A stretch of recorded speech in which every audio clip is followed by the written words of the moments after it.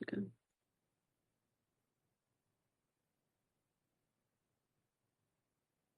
Are we ready?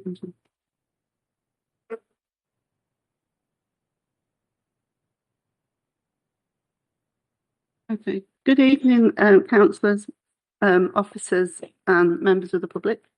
I'm just opening the meeting at the moment because we've had apologies from Councillor Franks, who is the chair of this group. So may I call for a nomination for chair, please? Councillor Fry. Thank you. Councillor Amjad Ali, please. Thank you. Thank you. Seconder, please. Thank you. Thank you, Councillor.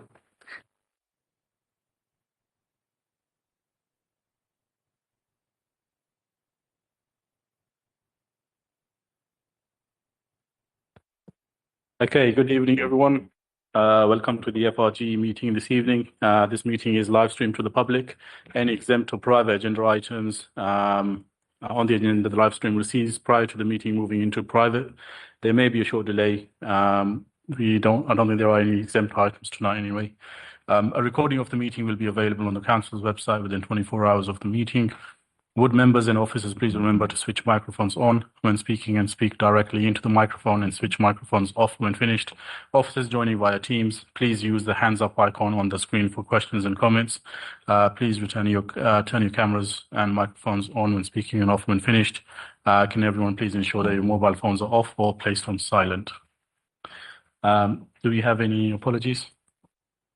Thank you, Chair. Apologies have been received from Councillor Adeshola and Councillor Franks. Thank you. Thank you. You have the meetings of the meeting on the 6th of January before you. Is everyone happy with the minutes? Okay, thank you.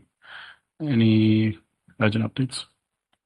No, Chair, there are some actions. There were some actions from the last meetings on the 20th of November and the 6th of January, which were circulated around the table this evening. Thank you. Okay, does anyone have any questions or comments on the action points submitted to you? Tom? On item 82, where we asked the chief executive to approach the LGA about the housing benefits and other payments. Do we know what's happened? And has he contacted the LGA? I had an update. I had an update from the chief exec, and I think he's dealing with that, and he mentioned that he will be contacting the chair to update him.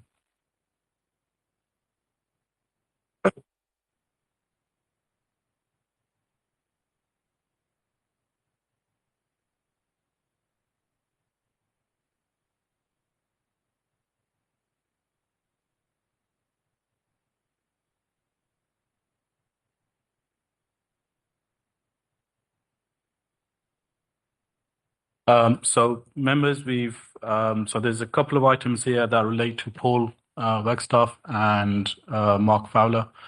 Is Mark Fowler, isn't it? Just Paul. Okay.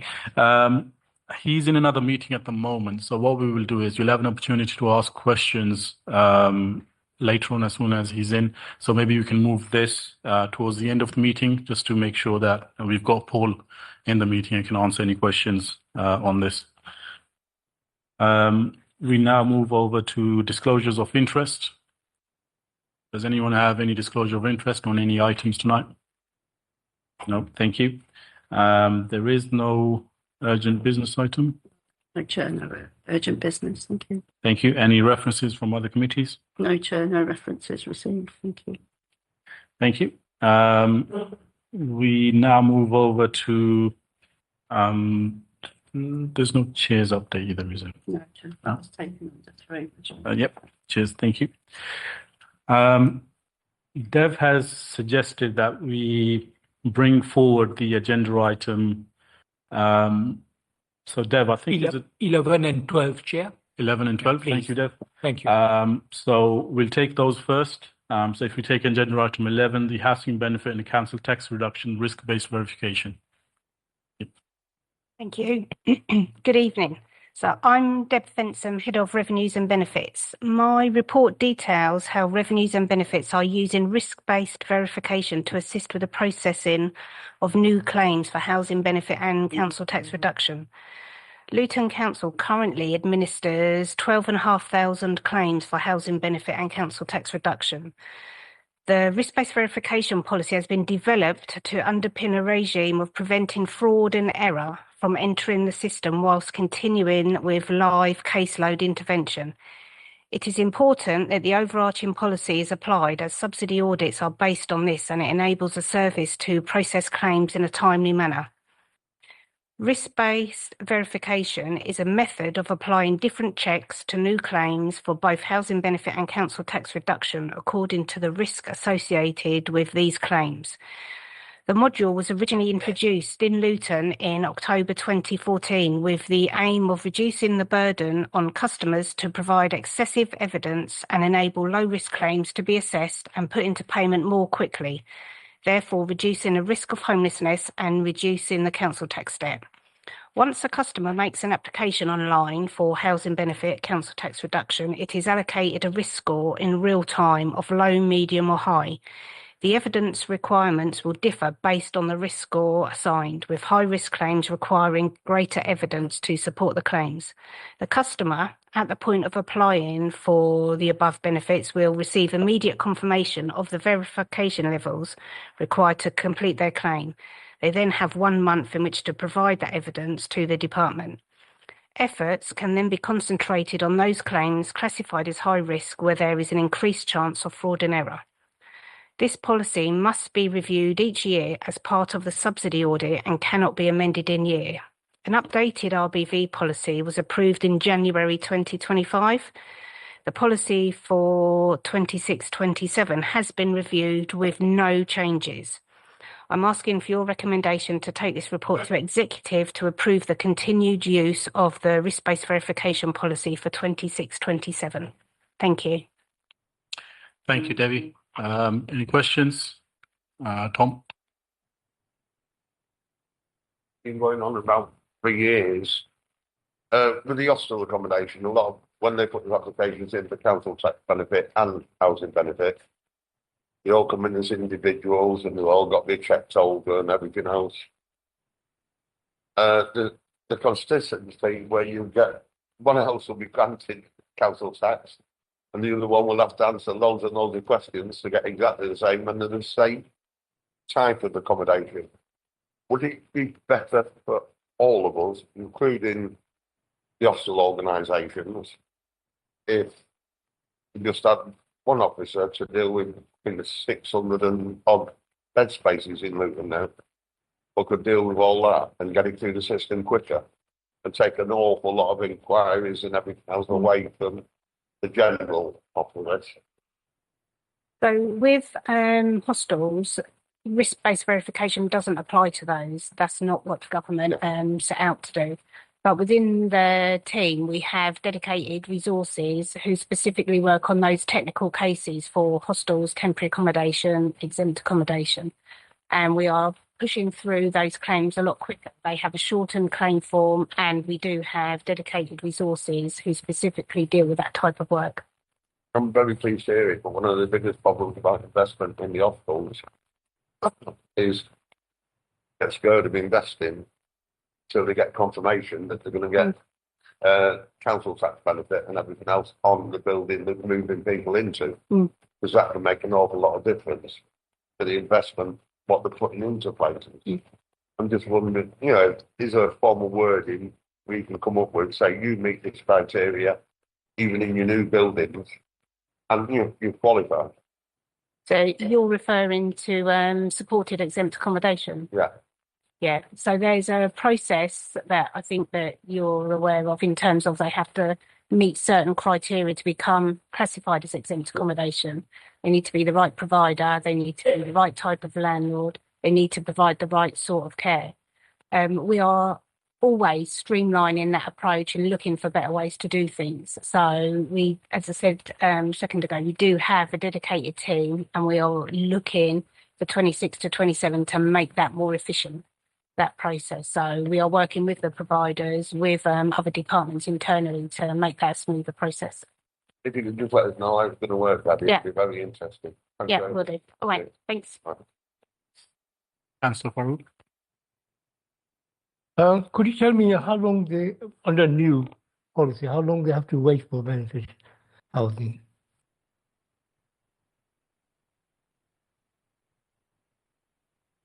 70 days. So you should be replied within 70 days, yeah? Okay, thank you. Any further questions? Councillor Anwar.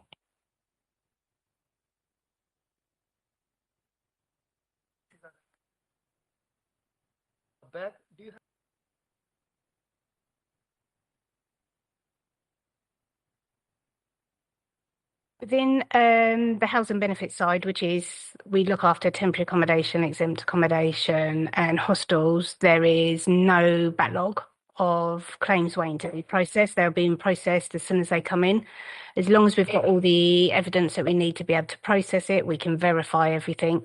Claims are put into payment. With council tax reduction, yes, there was a backlog of claims, but we've had a lot more staff. We've moved resources over to that area, and the timescale in which that we're now processing claims is halved. So we are nearly within target. I would probably say probably about 2 weeks, 2.5 weeks for those claims to be processed, but they are a lot easier and quicker to process than housing benefit claims because obviously you don't have the rent.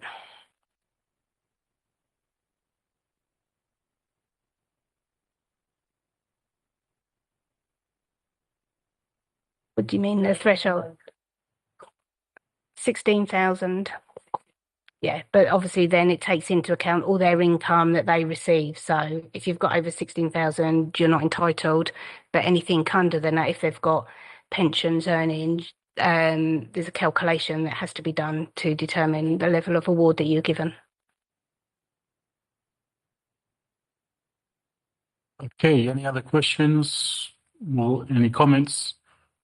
No. The recommendation is for the FRG to comment and support the RBV policy for the financial year 2026 for this report and for executive to sign off and approve. Is everyone happy with this report? Okay, thank you very much. We now move over to agenda item 12.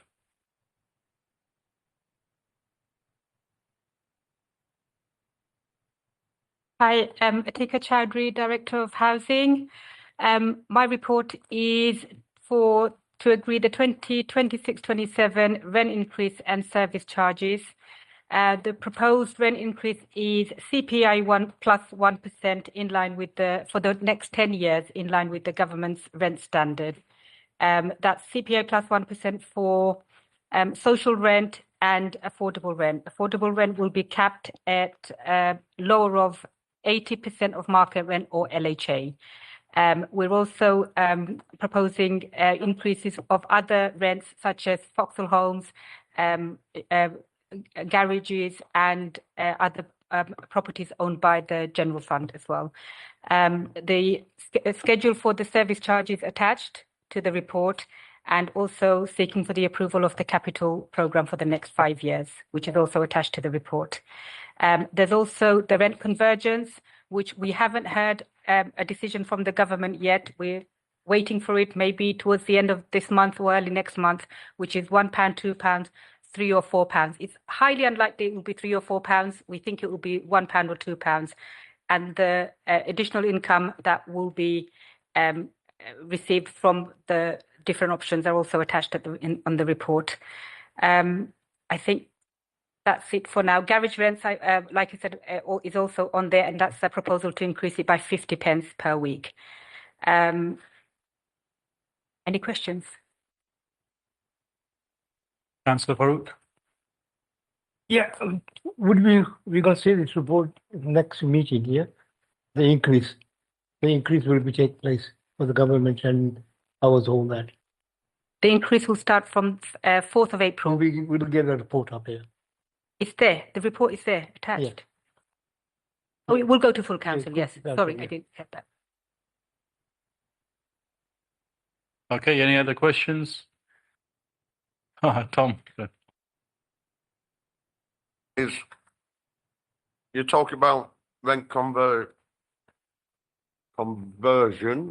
Where did the 5% come from? Yeah.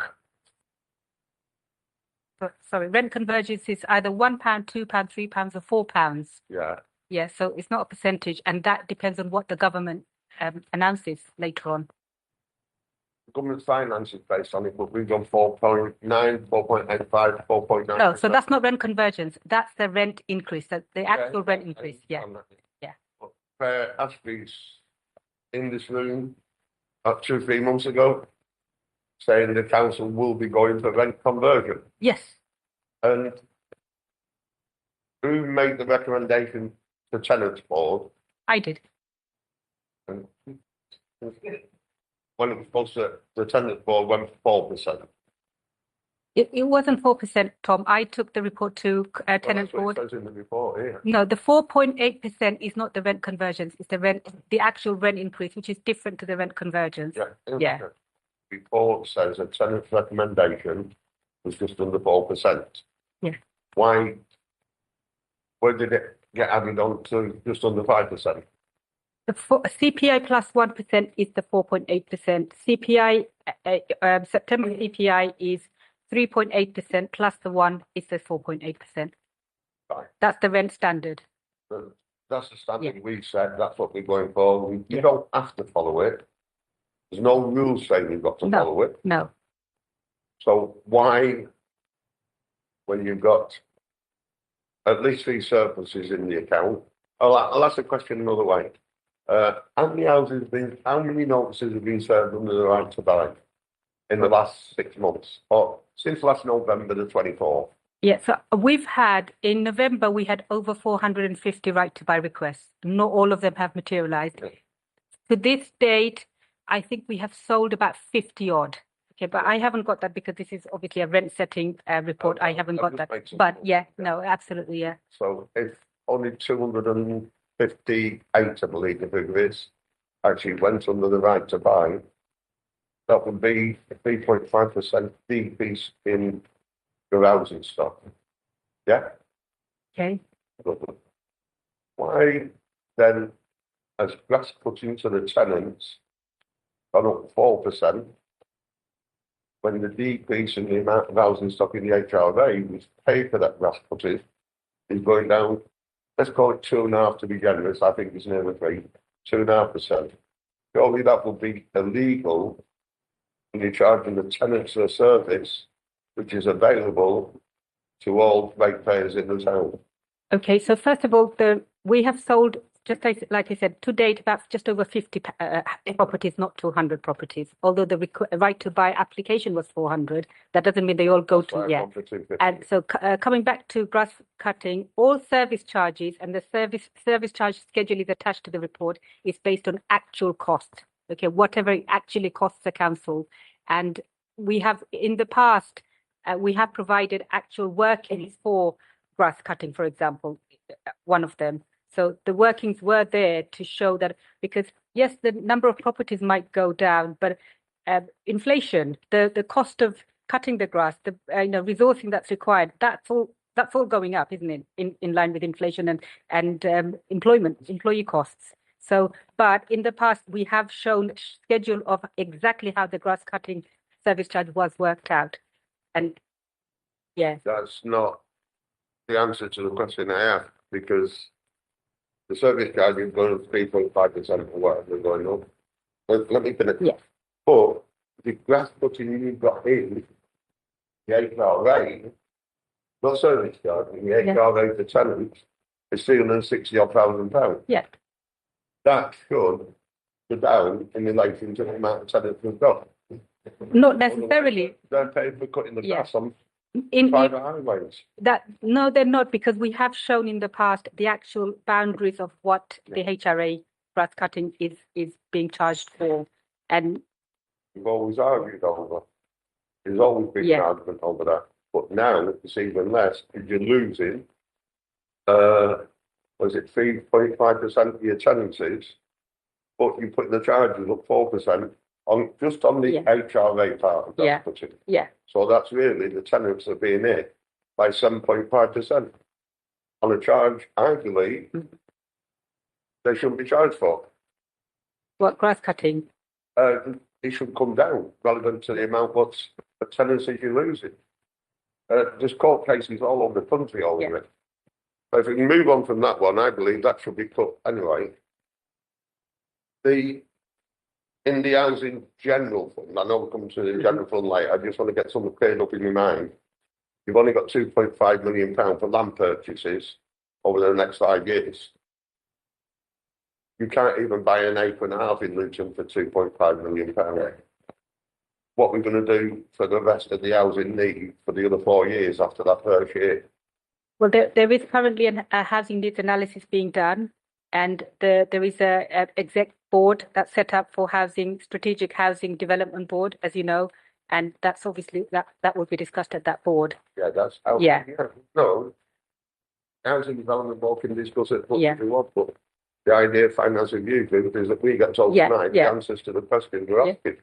Yeah. The problem I've got, Chair, with some of these questions I asked a month ago, and I still ain't got the answers back. A month today as it happens, but I've also asked the Chief Executive for the minutes of the Tenant Partnership Board 2 weeks ago today, and I still haven't got an answer on them. A lot of these questions would have been answered if I've got it, and I feel that's a failure of this council to keep members informed of what's happening. But we can move on. Sorry, Tom, if I can come back on the tenant part minutes, the minutes are actually on our website for the tenant board meetings. Yeah, so the minutes of the meetings are actually on the website. Yeah. Okay. Simple as I've got the email, but I asked Deb a month ago today for the answers to a lot of the questions I'm asking. Right, to move on, you've got item 4 in BTS's extra £250,000 profit what was needed. He says item 4 in the list is you no longer need that extra £250,000. So I think we're that's general fund, yes. Right. The next one is a £300,000 you've got in for greening strategies each year. That £300,000 wasn't fully spent last year. No. So why, if that £300,000 weren't spent, why hasn't that been moved over into this year? If that had been moved over into this year, you could have taken 1% off that rent rise, put it down to less than 4%, and it wouldn't have cost the council, the HRA, anybody, a single penny because of the slippage what can come out of last year. So why wasn't that considered? So the slippage that happened last year, this year we've put that into repairs and maintenance, as you know, has gone up significantly because of AWAB's law and other regulatory standards that are coming in this year. So under AWAB's law, one standard has come in, 8 more coming in 26, 27, and I think another 14 coming in. So there is a lot of expenditure on just reactive repairs and maintenance. It's gone up by almost £1.5 million.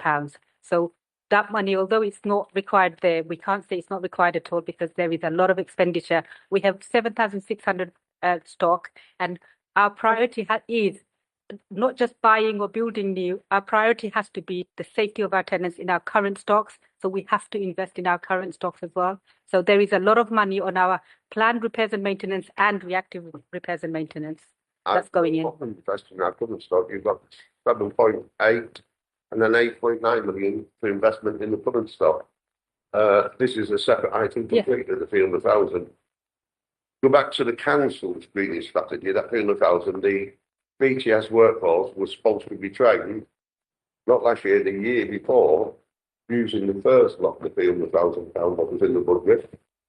I understand some of that training is still not taking place. Is there a reason why, when it was a member's instruction for that training to happen?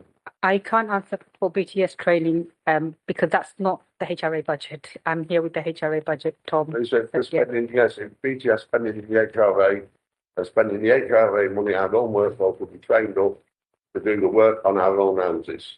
That's what, and that's 2 years old now, and still not happened. I'd like to know why. I do know BTS have been struggling with recruitment for, especially with the building safety regulatory. Yeah, so there has been training our own workforce up to a standard that they could do the work. Yeah. Instead of using private contractors. Yeah, but HRA money would not be spent on the training. I'm sure that wasn't correct, because HRA money cannot be used to train BTS staff. Maybe if they got the training, they would use the HRA money has to be spent on the HRA, not to train up general fund staff. It wouldn't be. No. Could you find out of Jason, whoever's doing it, what training is taking place, and when the training is taking place, to spend that 300,000 a year? I just found it astounding that we can send it outside the council when we've got our own workforce begging to be trained to do that kind of work. It's just pure stupidity, because once it's gone out of the council, the only thing it does, it costs you more money. It's never going to be cheaper. The next one, I still need an answer over the 2.5 million. 2.5 million of that is absolutely nothing. No. But that's again general. But as also we had 2.5 million last year and the year before. Yeah. The availability of land isn't there, so we didn't even spend the 2.5 million last year because there wasn't enough land available to buy. The only one we are looking, or we have done, is the Lansdowne Club, isn't it? So if a land was to come available, because I didn't want to put in a lot of money into the capital program, because the HRA 30-year business plan has to stack up as well. Then we would then unnecessarily assume borrowing for the 30-year business plan. So we've got 2.5 million on land purchase. If a plot of land was to come available, I'm sure that we wouldn't just say, oh, we haven't got it, it's only 2.5 million here and we're not going to buy land. We would, come to exec and ask for approval to buy land. That's exactly what we did. Yeah. So exactly. Yeah. Yeah. Tom, you've got one more question. I have to bring other members in as well. Yeah, no, I'll come back later. I've got plenty more comments. Comments once again. Councillor Anwar.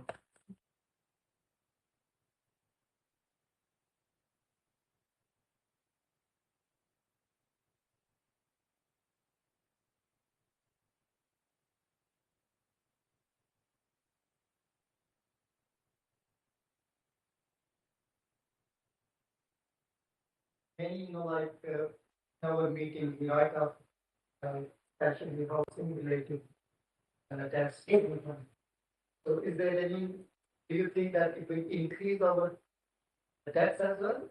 This way, if the people that are there, impact them there? Yes, so we have got £100,000 hardship fund built into the budget for people who are facing difficulty. And I can tell you a lot of that has been utilised this financial year as well for people who are genuinely struggling to pay because of the rent increase.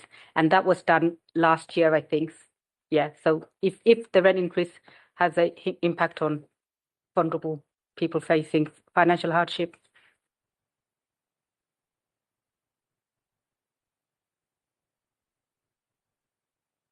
Okay, any further questions? No? Okay, we move over to comments. The first person to comment will have a maximum of 5 minutes. Thank you. Do you want to comment? Yeah. And make everyone's life easier. But it doesn't make our tenants' lives easier. And my belief is there's so much leeway and movement you could do in the account this year to achieve 2.5 wouldn't be too difficult.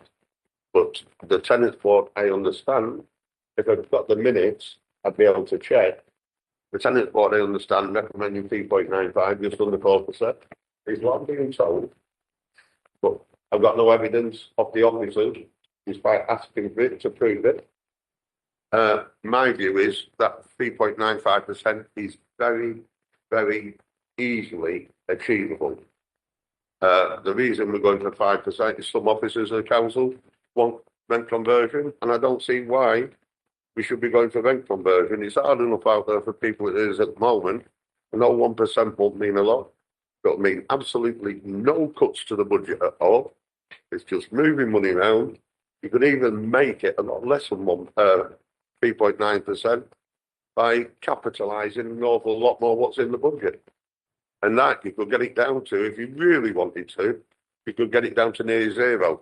Or I will have to vote for what's in there because the Labour whip's on at 4.9%. Sorry, can I just come in on that? The tenant board papers, I wouldn't be here if tenant didn't agree on the 4.8%. I took the paper to tenant board and there was an agreement that tenant board agreed to tenant board did agree to the 4.8%. Sorry? On the report, it says tenants have been consulted with. And if you, the tenant board minutes are in the public domain and the report says tenant were consulted with. I took the report myself to tenant board.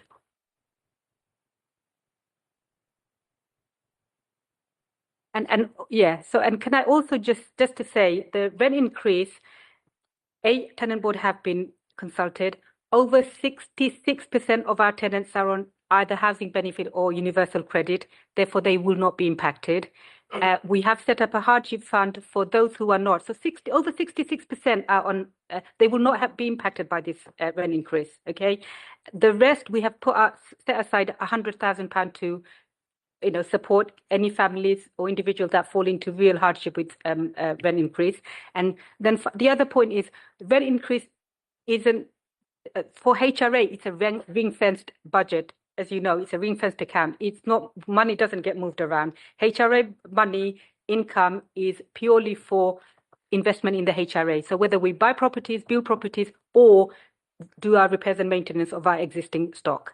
That's what the HRA budget is for. And finally, with all the new legislation coming in, the repairs and maintenance, we've recently, for the first time, we're aiming to get 100% stock condition survey. We've done 80% and I think in the next few weeks, I'm waiting for the result. That could potentially mean a lot of investment in our stock as a result of that stock condition survey. A lot of councils across the country, their HRA have gone bankrupt because they just haven't got the money to invest in their stock. Now, if we don't increase our rent in line with the government's standard, if we do come into difficulties where we need to spend money on our stock and we don't have the money, the government isn't going to support us because they're going to say, well, you didn't increase your rent in line with the rent standard, whereas all our neighbouring authorities have and are doing and have been doing. We are one of the lowest rent in comparison to our statistical neighbours. And that's because for a number of years, we didn't increase our rent in line with the rent standard, whereas a lot of local authorities did. So it's not just about us retaining money in the HRA. It is to be invested back into the HRA. And like I said, if we don't increase it in line with the government's advice, if the HRA, if our stock condition service shows we need, £40 million investment, the government won't help us because they'll say, well, you didn't generate that income when you were allowed to. So there is a lot more than just trying to say, we can do 3% increase, we can do 2.5% increase, but we've got to look at the future of our stock as well. We are on comments, Tom, but At no time did I propose that we stop any investment in the stock.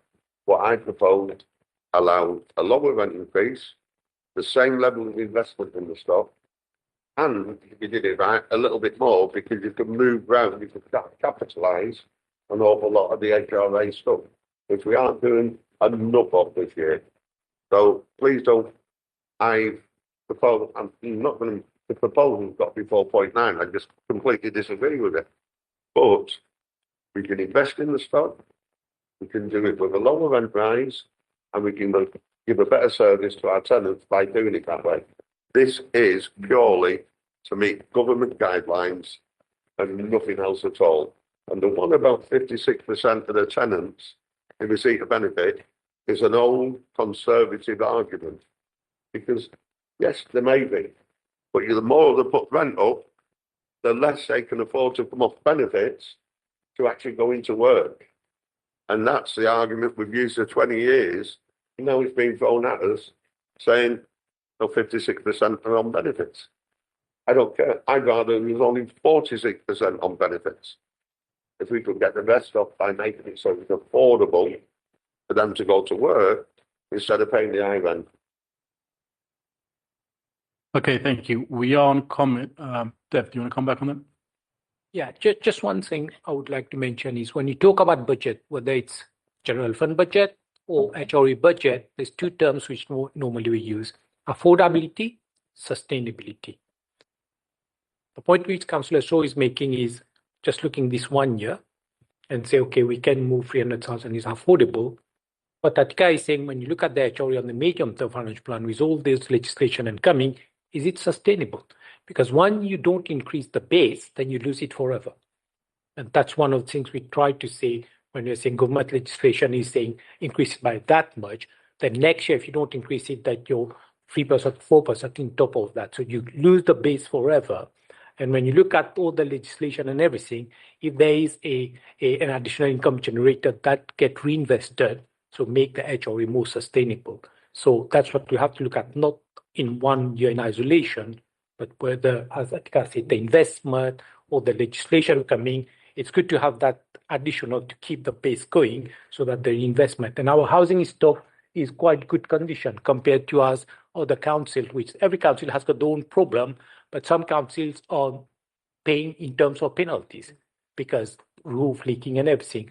I think the investment which is going to HRE is significant. So when you look at keep the base and the basis, if you look at inflation itself and we talk about employees, when you look at minimum wage, it's more than 3%. So it's not the 3.8%. So look at the minimum wage, national living wage, the suppliers, the materials and everything is going much more than that. So that will be my sort of comments on this report. Thank you. Thank you, Dev. Councillor Hussain. All the question that Tom had asked, it would have been probably a lot easier if all the things that he had asked, I mean, we can't scrutinize if the officers don't give the answer to the question in time for us not to have that 30 minutes debate that we're doing now.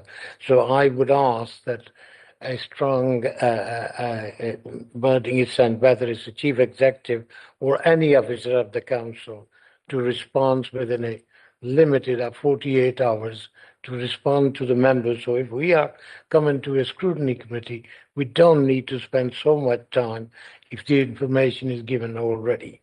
But in the information that was given to us, today and before, is that unless you go to increase the rent to a certain, you can't do the capital investment on the present stock and the future stock. So you need to have that funding to be able to do even, to build 2 houses a year would need some sort of capital investment. So if HRA is to really to have a new investment, then there needs to be in some sort of capital that the HRA has got. So I supported that on the information, and I will support that on the information we were given. If there is anything that the tenants did not agree, I did not see it in these papers anywhere where tenants had proposed this, and we have, this has been proposed for 4.8. It was a government recommendation, and the tenants were told that this is what they are agreeing with. As far as the 66% or 56%, those people in terms of, paying nothing at all is predominantly people who will not be able to do that. Many of them are on the benefits that are so low that they cannot do that. That has been a case for many years. It didn't happen all of a sudden this year. That is the situation. I think it was last year, it was, or a year before, it was 70%. So that situation is not changed. So I will support the recommendation of what has been agreed. Thank you. Councillor Sorry. Khan. Do you want to come in I first? just want to say on that, the report does say tenants have been consulted. So what I can do is I can circulate the minutes of the meeting that shows the day you went to tenant board and the agreement by tenant board. I can certainly do that because I took it. Yeah. Okay, I will circulate what's in the public domain because it is in the public domain. yeah, we'll take it to full council when we take the report. Okay, thank you. Okay, thank you. Councillor Khan. Yeah, thank you very much.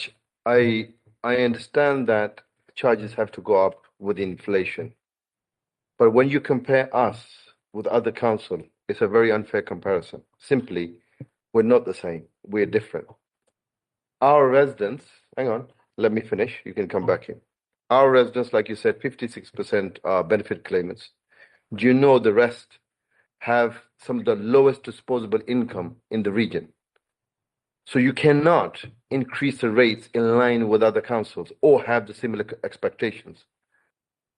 We go on about saying, on one hand, that we generate more income than Westminster. Now we're getting £130 million in grant funding. We're putting everything else up. When is it going to come a time in my life that all this investment, private investment, government money, through COVID, before COVID, Labour, Conservative, whatever you call it, when are our residents going to feel the impact of that relief, of that income generation? When we look at roads, they're not the standards that we want. Hang on a minute. So when we look at housing, there's not enough housing. When we look at high-paid jobs, we're not delivering. I'm trying to understand, when will there be a time where there will be benefit passed down to a common man? The people who come on to or become council tenants, clearly if they had money, they would buy houses. I know families who are struggling, really struggling with cost of living.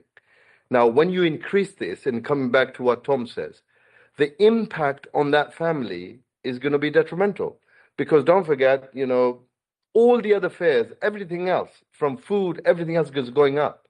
And we're now putting this more burden on the residents. So collectively, we need to understand, how could we make our money work? We went on that journey 10 years ago, that we're going to take the matters our own hand. We're going to grow our economy, which has. Locally, we've invested in the airport. We went through commercialization, this and the other. We need to revisit all of that and see, where can we move the money around, make the money work, so our local residents benefit? I think, thanks very much for those questions. There's a mix. We'll come to the general fund budget later. So in terms of the government money, the fair funding review, finance settlement, we'll go through that. I think this report is more to do with HRA. So coming back to your point, Councillor Khan, is in terms of HRA, I think we've agreed that should be investment going on. If some tenants are going to struggle, so officers look at it, and they can't afford to pay, so some of the debts get written off. Some of the report comes to executive as well, that those debts, even for council tax, any organization, if we try to recover the debt and they can't afford, then those debts get written off. In terms of, as I said, there is other pot of money, the hardship fund, discretionary housing payment, and all these things is to provide that support. But I think the principle which we have to discuss here is what that additional increase is going towards. And what we've said is, first, to cover the inflation costs, reinvestment, and making sure the base is protected. There's additional legislation coming. So even the 4% increase, 5% increase won't be enough to cover all these. So when you look at the business plan, which we prepare over 25 years, the number of properties where the council is losing in terms of right to buy is quite a lot. So the more we have to build is costing the HRA more. So we have to look at, and it's not just for the return, it's for the council as well, the sustainability of the HRA. Because when you lose properties, then you lose the rent, and then the expenses have to be passed over to the existing properties. So that's the main aim of the council, is to invest in our existing properties, make sure the conditions are right, make sure the people has got a decent home to live, but on top of that, to build more. And to build more, if you look at the HRA, there is a surplus, but it's a minor surplus, and that surplus can go towards building more properties. Because when you look at building properties, and I'm sure Councillor Khan is in the investment, building property is very difficult now. It's not viable. So in order to make a scheme, whether it's a commercial or a residential scheme, to make it viable, the council will have to subsidize. So by subsidizing is the surplus which is generated will go towards making those schemes viable. So a small increase in terms of, we understand there's the people who are struggling, but that goes towards reinvesting and building more properties. And there's a big shortage in properties. There's a lot of people on housing register, and that's the main aim. The main aim is not to recover more than what the cost is, but just mainly is to recover the cost and whatever surplus is generated to reinvest. So in terms of the other questions, what needs to be done in terms of economy, commercial, we'll be doing a presentation on general fund, so we can touch on those if, yeah. From that, I understand the complexities, Dave, but even with housing to make schemes viable, there's different ways and different models. And I was speaking to this government's housing minister and saying, you know, in terms of social housing, they've got funds. You need to come up with a model, and we'll work with you. So I don't know whether we've done any of that or not. Second part is, look, there are people who will get the hardship fund. It's those families who don't qualify for that. They're the hardworking families, right? The recent tax has gone up, national insurance has gone up, everything has gone up, and they don't meet the threshold. What happens to them? Where are we pushing them? Yeah, so Yeah. the hardship fund is actually for exactly that cohort of people you're talking about. The other people qualifying, Estimated how many of those people will be in that category? we are working on it now. I actually spoke to my income team this morning, and £100,000 we set aside for 26, 27. Almost all of it will be spent this year. So yeah, 100,000. So almost all of it will be used to support that cohort you've just explained. Those that are just above that threshold, who are not entitled to housing benefit, maybe. So, and then what we can do to help them, and we are helping them. Supplementary. So you know how much 100,000 will, how many families that will benefit from that? You don't. That's a small drop in the ocean. That's the bigger chunk. That is the bigger chunk of people who will need support. I thought you were going to say 1 million or 2. 100,000 is a small drop of the ocean. How many families will benefit from that? Okay, so the 100,000 we haven't even spent 100,000 because it is households come to us for that hardship fund. If that 100,000 was to finish and we needed more, I assure you we would have declared an overspend and spent that, given that more. We wouldn't say no, the 100,000 is gone and that's it. You know, it's closed. If we needed more than 100,000, we would have spent that and declared it through the quarterly monitoring to exec to say we spent more than that. Sorry, Dave. Look, there's a fundamental, there's something fundamental wrong in this exercise. So if you say, for example, you overspend, what's going to happen? Dave's budget is going to be out of line. And that's the thing that we talk about, accurate projection. You need to be estimating how many of those families on the borderline who do not meet the threshold could be at risk of getting this. Yeah, so you need to have some kind of projection, and that you can then budget. All of a sudden, if you come 2 months down the line, say, I need £1 million, where's Dave going to find the money? Okay, so first of all, that's exactly what we did. We estimated around 100,000, and in 26, 27, we are not spending more than 100,000. So what I'm saying is our estimation was more or less accurate. We're not going to people to say, hey, do you want to claim? People who are on hardship, financial hardship, and not on benefits, they're coming to us. And I think we actually did a good estimate if we're saying we're going to spend more or less 100,000. Yeah. Thank you, Councillor Khan. I do need to move this on. We were at the comment section, but I have allowed you to ask questions. Is there anyone else that wants to comment? Comments only, please, and related to the agenda item. Okay, thank you. We move over to vote. So the recommendations are in front of you on agenda item 11. Do you all agree with them? Okay, thank you. That then passes the agenda item on. Can I bring you back to the yellow papers that were given to you at the start of this meeting? Paul is here now, so can I hand over to Paul on item 84? There were some questions that members had. It was around families and children's education, etc. So if I can bring you back to that, this is the opportunity to ask any questions that you want.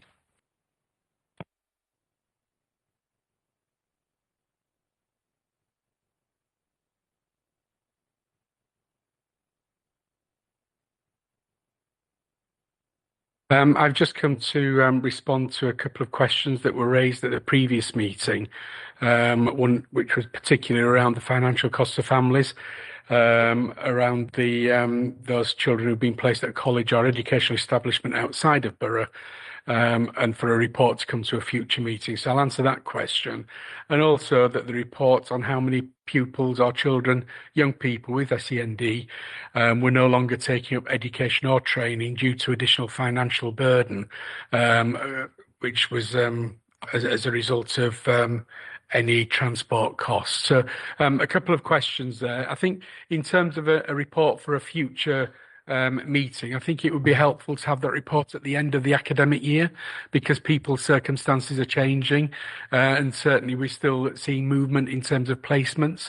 But I think it would be fair to come back at the end of the academic year with a full report over the course of the year around the impacts that that's had, in terms of where we are. What it would be fair to say is currently there are a total of 70 eligible post-16 students who are needing to make a contribution of £450 towards transport costs, which comes to a maximum of around 31,500 for the full year.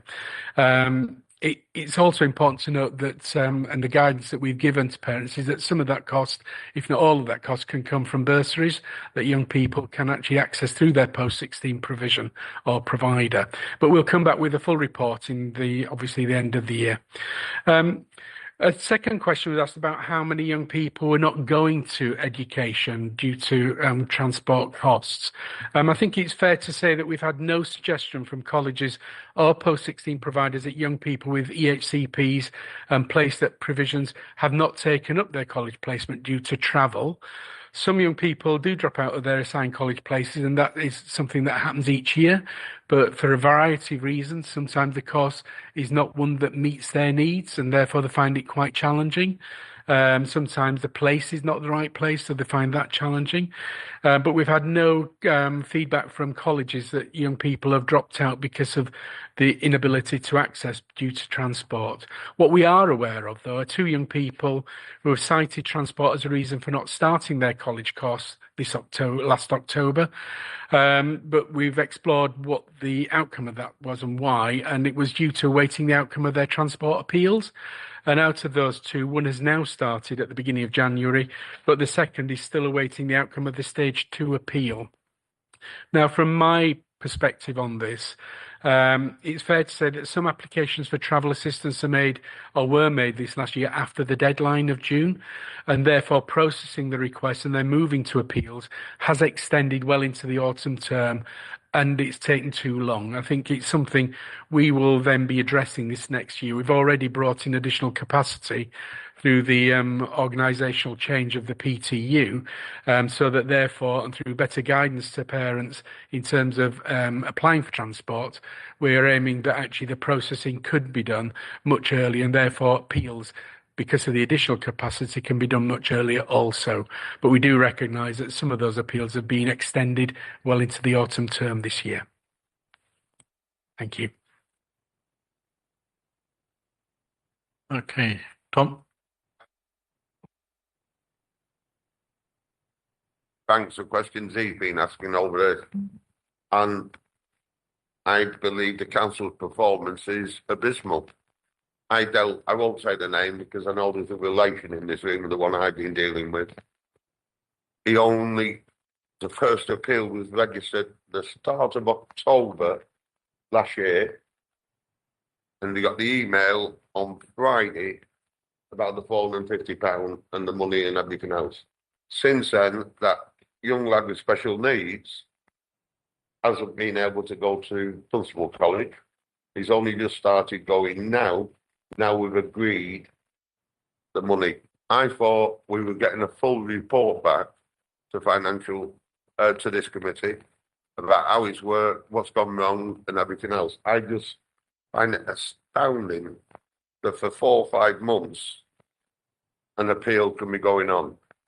But even worse, and I think me and David agreed 100% with it, in the report, he's going to tell us why councillors have been excluded from stage 2 of the appeal process. You can attend in stage 1, but there's no room for councillors in stage 2 of an appeal. when they're appealing on behalf of their residents. To me, that is completely and utterly wrong. And that's one of the reasons David wanted the full report back, not just answers to these questions. So when we're going to see that full report, when we're going to see the cases, if we do a sample of some cases, just to see, I'll give you his name and address, well, you know it, why it went on so long.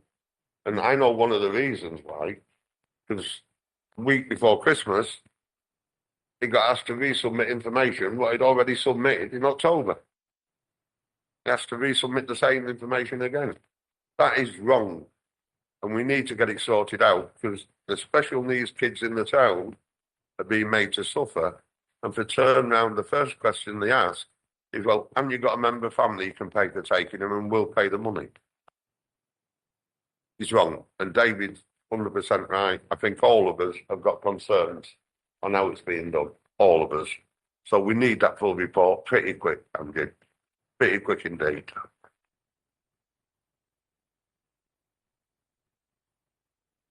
Yeah, that's fine. Paul, yep, sorry, Paul, go ahead. Just to say, yes, I've come to respond to the questions that were in the minutes. I have made the point that there will be a full report, but because things are changing, people's circumstances are changing, the advice would be that it would be better a full report looking at the entire year later on in the academic year when we've got all the information together. I think the points that Councillor Shaw make around the individual case are relevant, and that's something that we are looking into about how that happened. But I think it's also important to note that out of all of the people and all of the applications that have been processed, and we've talked of at least 70 that are actually paying the £450.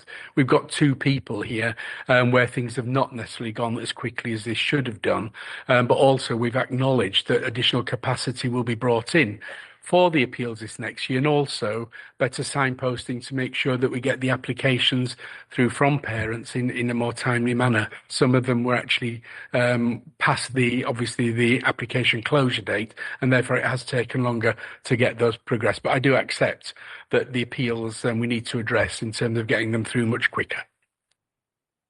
Thank you, Paul. Councillor Khan. Yeah, thank you, Chair. Some of the challenges, Paul, are historical, and our children's services haven't been quite ideal for a very long time, and I have full faith in your abilities. However, I mean, there's one chap I met last week, and I was embarrassed because he shared his life journey. He was in Luton and then moved to Stilso. While he was here in Luton, it took a very long time. He couldn't even get the assessment done. And then when we talked about sport around him, it was constantly a challenging situation for him. He was failed by his school, and he was told that he was not going to get anywhere in life. And you know what? After qualifying, being a plasterer and setting up his own business, he earned his first £10,000. He took that money and that letter and showed it to our teachers. That's what the impact the other service in Central Bedfordshire has made on that child. I'm wondering how many other children we will be failing along the journey. I'm not talking about just the transport. I'm talking about all the other interventions that we make. It takes a long time for us when the child comes to us to assess, and then even to get, that whether it's psychological support, whether it's one-to-one support in school, or whether it's transport, it's not quite right. And I think that needs to improve. And if others can do it, why can't we? Just on the broader issue, and I think it's fair. I think we do have at some point a report coming to one of the committees around special educational needs. But I think it's fair to say that actually we've got now up to 85% of our EHCP requests are all completed in the 20-week deadline. We've also got a reducing referral rate for children who need an EHCP, because we put much stronger early intervention services in place, and certainly looking at our comparative data between Luton and our statistical neighbours and the regional, there's a lot of very positive work taking place in terms of outcomes for our young people with SEND. No local authority gets it perfect in every way, but I think it's fair to say that Luton has been on a major journey and actually has had many successes around special education needs, which are being reflected and recognised by both parents and our schools and partners. But certainly I would want to come back with a full report so that the council can get a better understanding of the broader picture, because sometimes we get clued into how things have been in the past, and we don't naturally get an opportunity to share where we are now. And I think you will see quite a lot of difference. But certainly that's something I will pick up, Councillor Sain, and we'll bring back a report to whichever body is the most appropriate to do so. Councillor Fry. Thank you. I'm sure most people here will be aware that I've been a great advocate for SEND transport. I do find it's selling yourself short a little bit that you can say that you can only do a report at the end of the academic year. Those that work in education have to do interim reports so they can monitor trends and see where they can adjust or react to things as they're ongoing. So I'm just wondering if we could actually have an interim report at the halfway point. I'm quite happy to provide a short briefing on where we are now, but that will be only a part report, because there's a much bigger sort of, the rest of the year will actually follow through. So I think what we provide now will be quite limited, but I'm quite happy to provide whenever obviously appropriate for according to the board and when it can be scheduled in a short report showing where we are at this moment in time. That would be useful, because if we have any trends and we need to adjust anything for the year going forward, I think that's really important to achieve. Okay, thank you. Any other comments? Gordon. Well, council hasn't got his case from, for the amount of children, parents who've got children with SN needs in central Bedfordshire, which are trying to get their kids out of schools and into ones in Luton at the moment because of the complete failure. And it's been the Ofsted inspection, the complete failure of SEN in central beds. I don't know if you've heard the reports this week about the school in Hertfordshire, where it's getting 24 applications a month from central beds to get their kids with special needs over to that school in Hertfordshire, but the school's completely and utterly full. Two, I won't say a name, you know one of them, I'll tell you a name afterwards. He's doing an appeal today to get the children out of the school in central beds to the old Alliard, or whatever its new name is nowadays, just because of the special needs, SEN education we deliver. Central beds is nothing, if you know any parents with kids with SEN needs over there, central beds has got an awful lot of SEN problems compared to us. Okay, thank you, gents. We need to move on. I believe we may have a date of 26th of February to bring this agenda item on SEND transport. Is everyone happy with that? If you can pencil it in. Okay, thank you. We now move over back to Dev. Dev, can I give you agenda items 8 and 9 together? Would that make sense for you? It's finance update and then agenda item 9. I think before we go into budget, the finance update, yeah? Okay, so the finance update is we are working on the quarter 3. So I think this month, Chair, we presented quarter 2. So we are working on quarter 3, and that's we are planning to bring it back, I think, to FRG will be around March time. At this stage, the forecast, which is for Q2, is not significantly up or down, but we're just finalizing everything right now. Yeah, and the quarter 3 is basically up to 9 months to December, so in January. So next meeting, hopefully we'll bring that report to FRG. Thank you. Okay, shall we move over to agenda item 9? 9 then, thank you. Yep, thank you, Chair. Good evening, councillors. My name is Darren Lamberts. I'm the interim senior finance business partner and deputy section 151 officer. So the report in front of you tonight presents the outcome of the annual review of the council's fees and charges proposals to be applied from the 1st of April 2026. Separate reports will be presented to the executive on the 9th of February, Admin and Regulation Committee on the 12th of February, and Development Management Committee on the 18th of February, seeking formal approval for the fees and charges that fall under the responsibility of each committee. So the principles adopted for setting the fees and charges are explained in the report, but it's important to note that income generation is a key component of the council's budget, and it's vital for the council's overall financial position. A lot of the charges that we levy relate to discretionary services that may only affect or apply to a small proportion of our community. So it's important to ensure wherever possible that charges are set to achieve full cost recovery, so that the general council taxpayer isn't subsidising those activities. So it's important, therefore, that we need to take or consider the cost of providing those services, including the impact of inflation. Now, at the time of writing the report, the latest CPI figure available was November, when the CPI was 3.2. December's figure was published yesterday. It's increased slightly to 3.4. CPI has been quite volatile over the last few years. The government do forecast that they expect it to go down to 2.5% to 2% over the next 12 to 24 months.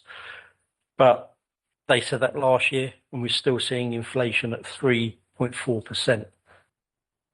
So the proposed charges are listed in full in appendices 1 to 4 of the report, which run from page 18 to page 85 of your papers.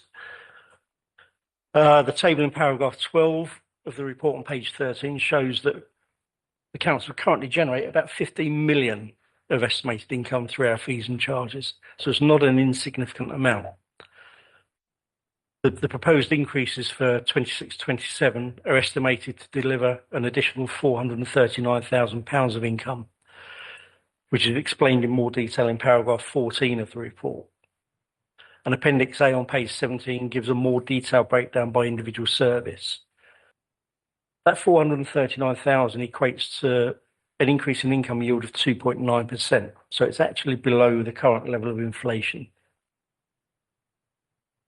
At paragraphs 15 to 35 of the report, I've outlined the proposals for those service areas where the proposals are estimated to generate additional income of £10,000 or more. And I just want to draw your attention to one of those areas in paragraph 16 and 17, which relates to corporate appointeeships.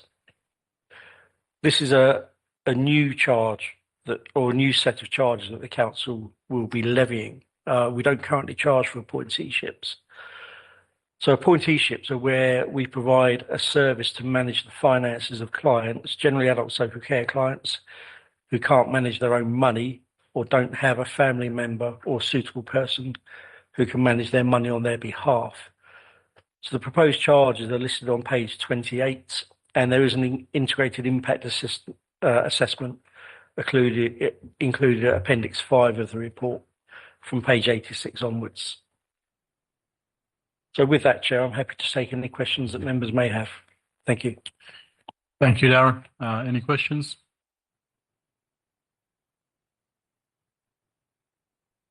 I think the one with the questions is not here. Okay. We will take comments then. Any comments? Okay, we'll move over to approving the recommendations. Is everyone happy with the report? Okay, thank you. Thank you. Sorry, yeah.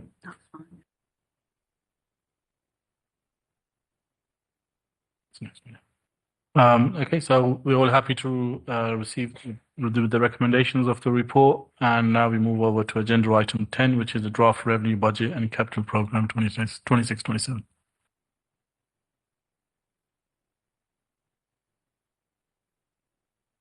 Thanks, Chair. We've sent a copy of the presentation, so I will go through. Yeah, so it's there. So I'll try to capture as much as possible, and then the report is very, very lengthy, and there has been a lot of changes in terms of government grant, a lot of changes, business rate appeals, reset. So there has been a lot of changes which took place as part of the 3-year settlement. So this is not only the budget for 26-27, but also the medium-term financial plan. As I said, we look at not just affordability, the budget on 1 year, but over 3 years, whether it's sustainable. So we touch on that as well. So first thing is, I will touch on the revenue, capital budget, treasury, HRA. Atika talked about the HRA budget earlier, but we do touch HRA a little bit in the overall budget report. One of the things I would say, the provisional finance settlement. So the reason we call provisional, because the final settlement will be announced in February. So they're still subject to changes. And it was announced late on December 17th. Yeah.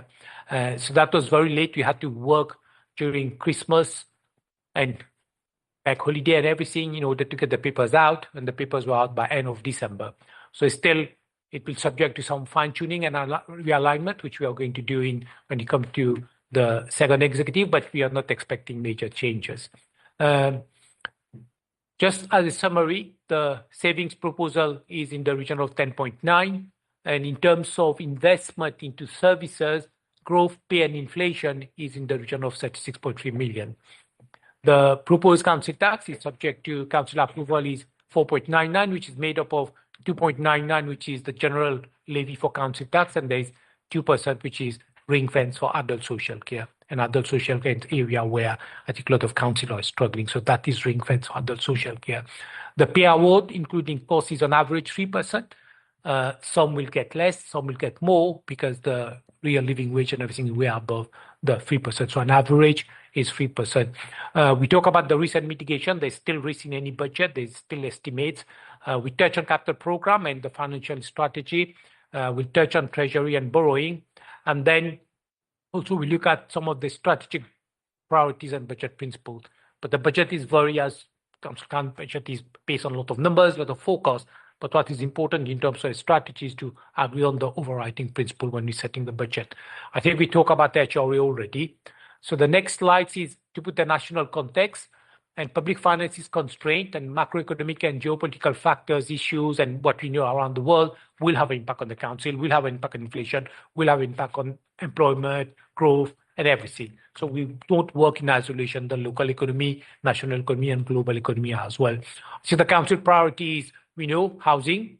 We've discussed quite a lot of housing, jobs, poverty, regeneration, and we've got an airport which is quite bring additional income to the council. So we look at in this context as well. One of the things is, I'm sure you've read a lot about fair funding review. So fair funding review, I will touch on that later, but this was overdue over the last probably 10, 11 years, and now the government has used part of the fair funding review to allocate resources where there's high need, high level of deprivation, and low tax base. And Luton is one of those councils where, if you look at the fair funding review, are among the gainers. Because our tax base is very low, most of our property where we talk about band A, band B, normally we talk band D council as an average, but most of our properties, nearly up to 80%, fall into band A to C. So the council tax we generate is quite low, and that's why there has been additional resources allocated to council like Luton. And there's a lot of outer London boroughs as well. We also have to look at in terms of devolution and local government reforms, because that will have an impact going forward, how council will operate, how council will do business. There's a couple of things, Luton is specific economic context, policy priorities. Funding over the years have not been adequate. Now, this has been partly redressed, but going forward, things like a unitary demographic changes, we talk about SEN, about children, about adults, housing. Those are the things which is the demand is going up. So they still create budget pressures. We do borrow. So when we invest, and there's a significant investment which goes in our subsidiary companies and in services as well. And we also have to look at our subsidiary companies, because that's its commercial activity, and commercial activity do carry a certain degree of risk. One of the points which I would like to make, Chair, is financial resilience.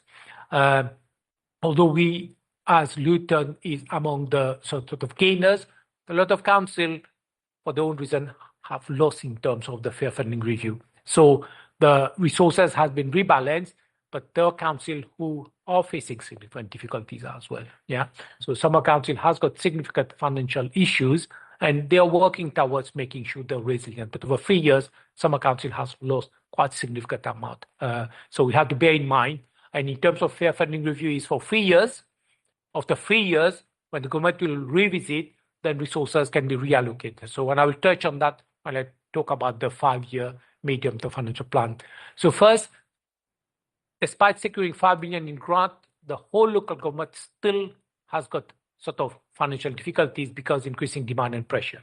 So when you look at about 5 or 10 years horizon, that demand, that cost pressure will stay. As Darren mentioned, inflation, we are hoping to come down, but inflation isn't coming down. So those are the things you have to take into account. And growth in terms of adult social care, children's services, housing, special educational need, those are the things which still keep on going up.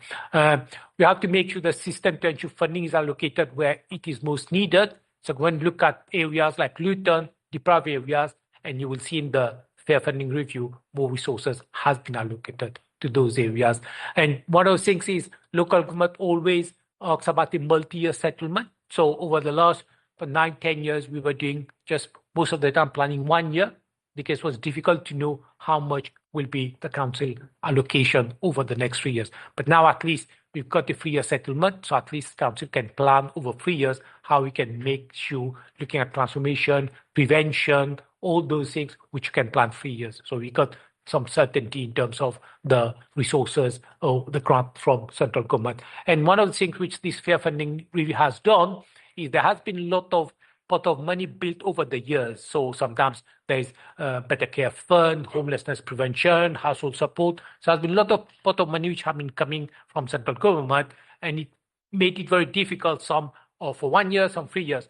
But government has consolidated 30 funding stream, 47 billion, and then most of the funding is coming through what we call the revenue support grant and business rate retention. So I will touch on those later. So that was overdue. So fair funding review is something local government have been crying for a long time in order to make sure there is stability, and at least we know how much we are going to receive over the next 3 years.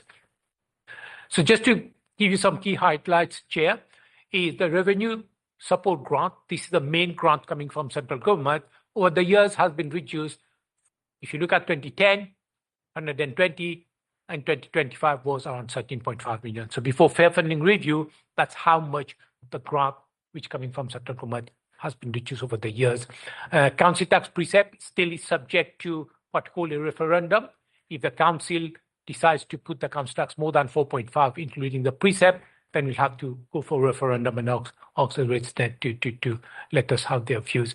The total additional funding, I will touch on that, based on the provisional settlement for 25-26 is in the region of 32 million. But if you look at the cost pressures, pay, price inflation, nearly 8 million, increase in demand, 22 million, and there is additional, we've mentioned earlier, pressures in children, especially educational need. So there's 6 million, which has been more or less the focus for this year. So we have to make sure to make the budget more resilient. That 6 million has been factored as additional budget pressure in the 26-27. So all in all, you will see, Chair, here, there's significant amount, 36 million in total, plus you've got another pay and price inflation. So the savings forecast, one of the things is the council has already been looking at transformation and areas where savings can be delivered. So the budget includes around 11 million, and those are very much detailed in appendix. I think I always get mixed between L and M. So growth is in L, isn't it? Yeah. So savings appendix L, and growth, you will see detailed growth in appendix M. So you see exactly where the funding are coming from and where the savings. So next slide is some of the highlights, key challenges. So progress to date is, you will see I've been presenting, Chair. I will bring Q3 later. So at the beginning, members have been following, and there was some challenges that Councillor Khan mentioned, forecasting. So we're getting much better in forecasting now. And adult social care, you will see we are much better in forecasting. And the area with children's services, always complex cases. And one case can cost easily 400,000. So if you miss 2 cases, it's 600. So children as well are getting quite much better at forecasting. SEN, we've seen, as Paul mentioned earlier, there is a lot of transformation happening. So those are the progress to date. But the 26-27 budget context I've touched on earlier, the significant reduction in revenue support grant, highly uncertain financial environment, inflation, cost of living crisis, demographic changes. So the budget has been prepared, taking into account those challenges. Now, I will try to take you sort of step by step, because sometimes if I present the whole thing, it may get a bit complex. So this is the settlement. When you talk about the finance settlement, is for 3 years, Chair. So 26-27, 27-28, 28-29. There'll be another funding review after that. And that will take again the level of deprivation and the level of need as well. So first is, we mentioned about, you will see in papers, 139 million. As one figure Councillor Count quoted earlier. Now, this 139 million is for 4 years. So that include 25-26, which is the current year budget. So that is already included. But if you look at the next 3 years, Chair, is 116. So you will see 139 less 23 is 116. Now, that's 116 includes council tax. So it's not money coming from central government, it's council tax, which we already assume in our budget, in our medium-term finance plan. So the real money which is coming from central government over the next 3 years comes to 87.13. And that is the additional funding over the next 3 years, Chair. Yeah, so that's, yeah.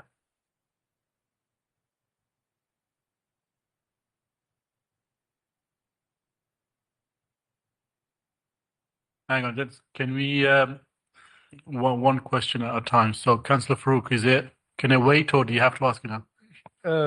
Councillor Khan said, is that money something? Yeah, so 87 million is for the next 3 years. So 26-27. If you add back council tax, which is council raising from local sources, become 116. And if you add back 25-26, which is the current year, which already received and budgeted for, then it comes to the 139. So what additional funding which goes in the budget will be in the region of sort of 87. And that's fixed. That's announced. And that is on the government website and everything. So from that, sorry, I should have pressed here. So how this is split, we know as well, because these are accurate figures coming from central government, is for 26-27, the council has been allocated 32 million additional, 27-28, 27.9, and 28-29, 27.11. So this is what we're talking about, the 3 years. We're talking about the settlement, which takes into account, one of the main reasons why it has been is because of our level of council tax. So when we put 1% council tax, because our low tax base, we get in the region of 900, but councils where the tax base is double, they will raise 1.8. So that applied precepts and everything. So our low tax base, and on top of that, when you look at, Newton is quite constrained in terms of where we can build. So when you look at the trend, there's areas where councils are building a lot of properties. So the amount they can raise in council tax is much, much higher. So when you look at the fair funding review is take all these three things into account. It's quite fair because that was quite long overdue for councils like Luton to make that case. The council members has been lobbying quite hard to say there should be recognition of deprivation, need, and low tax base. So that's where is the allocation. So then, so yeah. Money to us as part of fair funding. It does not stop us to bid for more funding through different funding streams like we've done in the past. Although this is consolidated, but in the past we've bidded for money where we needed it and we got government support. Here, they're giving it over 3 years based on our need. But is that a cap for us, or could we, put in for more money if we need to in certain areas? So that's a good point. There will be, I'm sure every government has got their priorities. So recently there was discussed about home insulation and things like that. Yeah. So if government bring additional pot of money for certain priorities, of course, council will be can bid for those. But most of these grants are very specific for a specific purpose, and I'll touch later on things like I think Darren is working on that extended producer responsibility for recycling, packaging. There is money you will see for food waste. So those are the pot of money which is coming, and we can always bid for if there's additional pot of money. But what this fair funding has done, those pot of money over the years has built up. It's very difficult. So some we don't know you will get it, or some you will get it, how much you will get it. It was very difficult to manage, but those are 47 billion has been consolidated. So at least 3 years, those are money already built in your revenue support grant mainly. So the next slide, Chair. Why it's not moving?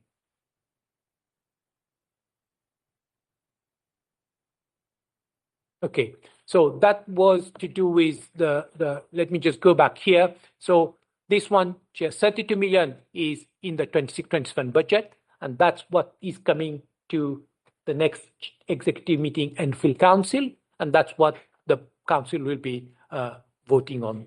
And then the rest, 27.9 and 27.11 is in the medium-term financial plan, but that is included, but the council won't be voting on the medium-term financial plan. So these came, as I said, 17th of December. So more proposals and everything will work through, and that will go through the democratic process to make sure it goes through in terms of how those money will be spent.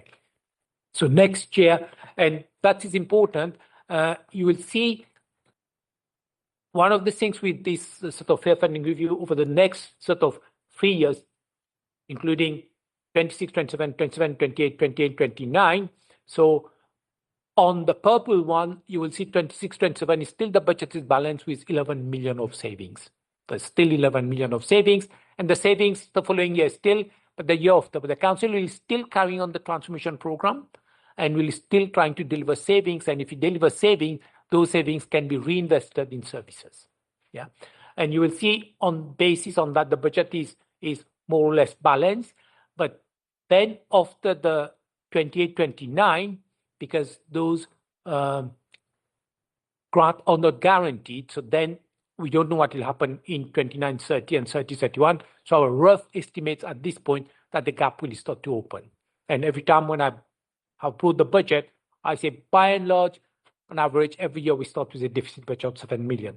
But because of the additional resources now, I think that pressure is less, but provided we keep a good control and lead on cost and demand, because those are the areas. I think the rest of the areas like in environmental health is challenging, but we can plan. But those areas like the sort of adult social care, children, housing, especially education, it's difficult. Yeah, it's difficult to plan.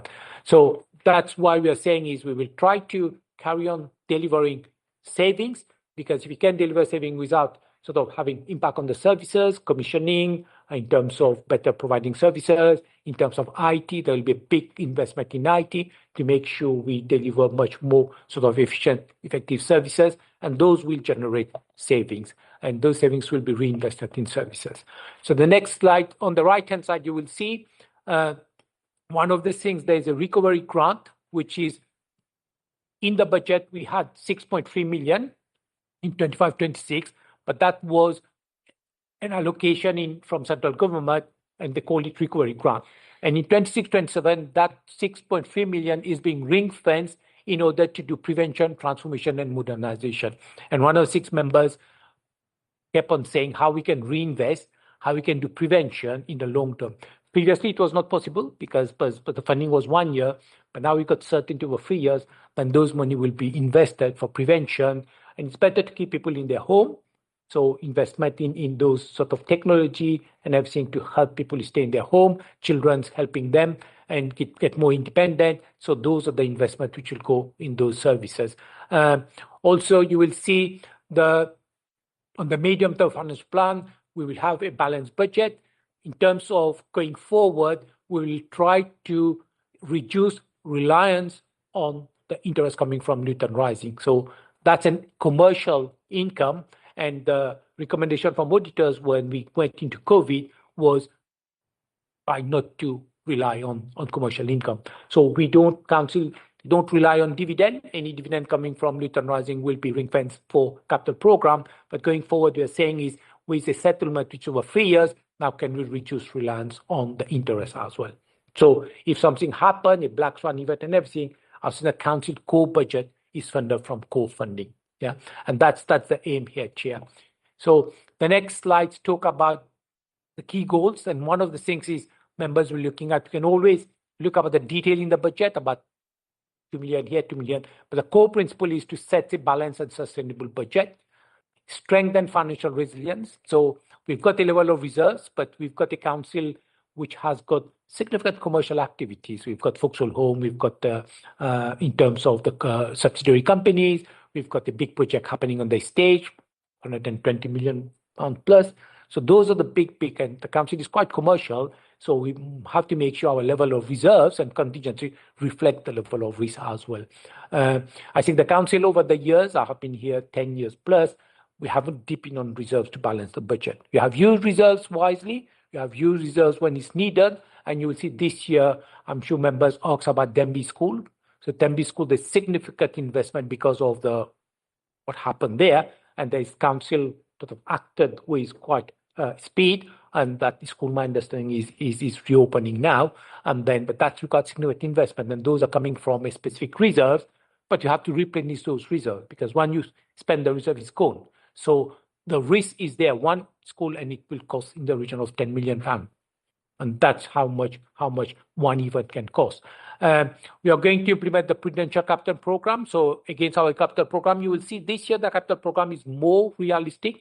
So looking at what is deliverable, not what is a list of programs. So the borrowing as well will reflect that level of capital program.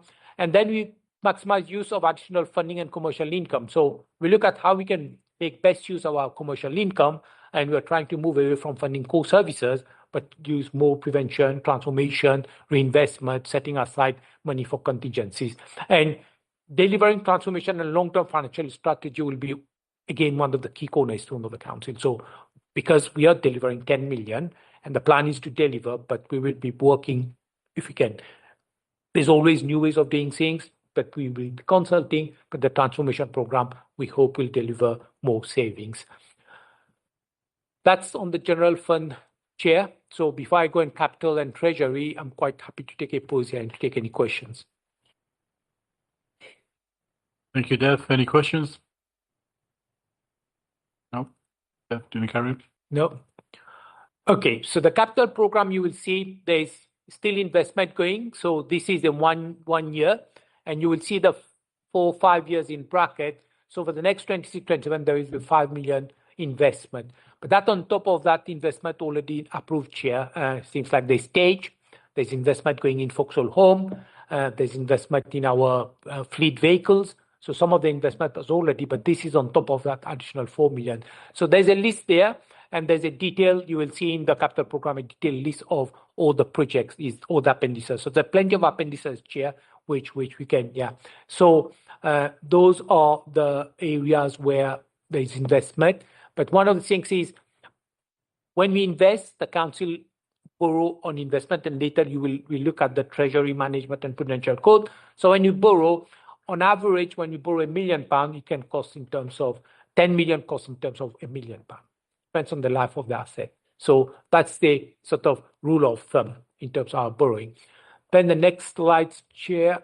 Try to move this one. Yeah, so we're also investing in what you call TAPS. TAPS is the temporary accommodation purchase. So council has been investing and buying properties, even 120 units as well. So significant investment. But then on top of that, then we've got to make sure that we invest and we carry out major works and repairs. But that TAPS is in general fund. So earlier we're talking about the HRA, but that is homelessness people, and then the council has got the responsibility to house them. So rather than BNB, I'm sure if Atika was here, she'll mention, I think by this, there's nobody, but concurrent with the plan was there's nobody in BNB. So that's why, because we're buying properties, more residential properties, 3-4 bedroom, and Vauxhall Home as well is building new buildings. new houses. So that will release a pressure on B&B, and that was going to make savings as well. But one of the other projects is about the stage. So work has already started on that, and that will try to bring some additional properties, and one of the block will be bought by HRA. And earlier we discussed about where the HRA, so HRA investing and those surpluses which is being generated on HRA and those properties. So one block out of 3 block, 1 block HRA is buying. Yeah, okay. And that project was quite delayed because council was waiting for the building regulation, all these certificates. Now we've got it, but at least now it's a big project. It carries its risk, but that will be quite. And we've got 20 million from central government part of the funding in order to develop. And it's mixed development. It's got the commercial as well. Yeah. Thank you. And community as well. Yeah. So that's HRA we discussed earlier. So I will just touch on HRA. But one of the things here is all projects, although it's earmarked in the capital program, will be subject to robust business case. So the economic case, the financial case, management case, all these cases, we are going to look at it.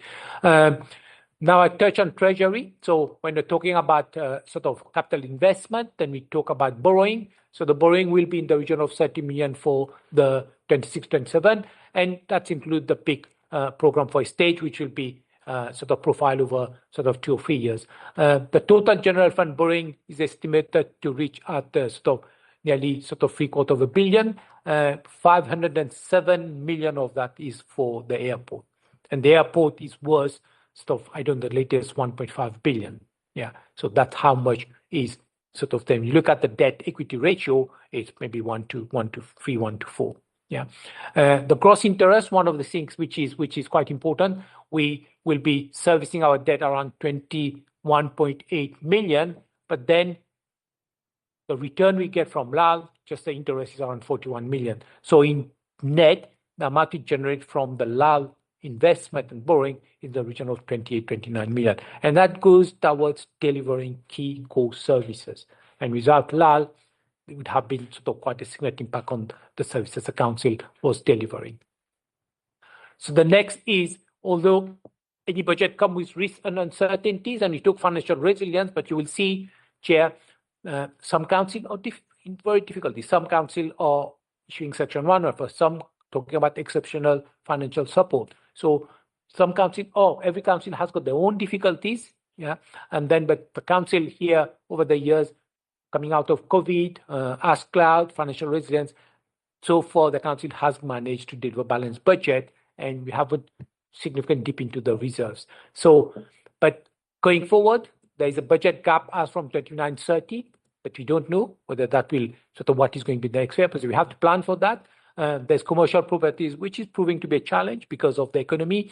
A lot of people working from home, so commercial is being a challenge. So we're working on that. The demand pressures, so there's pressures from IBC, where potentially is £1 million for including London Road. So that's what we're discussing in ICB, and ICB, some of the areas where running the services, ICB is saying that they won't be sort of contributing and including the London Road. Denby Primary School, we said 9.8 million.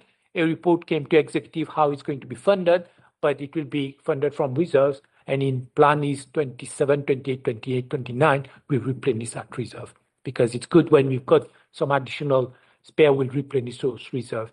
And the capital program we mentioned, so Stage and Vauxhall Home, major capital project, there'll be around 15 million investment in Vauxhall Home, because Vauxhall Home model will be moving from a sort of development and sell, but development and keep and run those properties. Yeah.